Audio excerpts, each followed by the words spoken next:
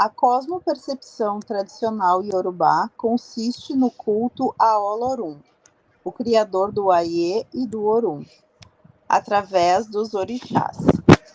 Os iorubás acreditam que os orixás são uma extensão do Olorum, que através deles intervém nos problemas humanos, sendo assim rezando Orim para eles, fazendo com que eles interfiram positivamente em suas vidas.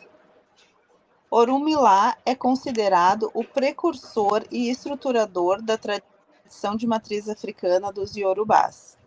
Acreditam que ele introduziu em Ifé a prática da consulta ao oráculo, através da qual, pela utilização de alguns oráculos, Merindilogum, o Opele-Ifá, Ifá ou Iquim, Babalaô, sacerdote de Ifá, verifica o destino de uma pessoa, que é traduzido pelo Odu.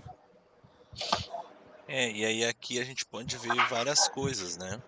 Por exemplo, o conceito de orixá, o, o conceito do Orum e do Aie, né?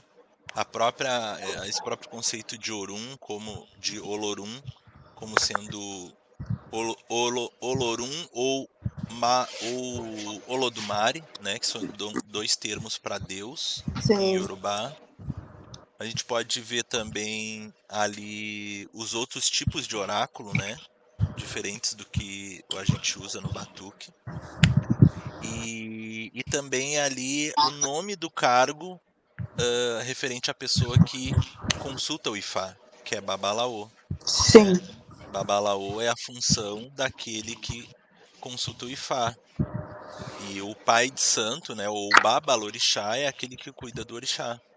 Essas funções, originalmente elas são separadas, mas no batuque ela teve essa soma, né, numa pessoa só. uma pessoa só.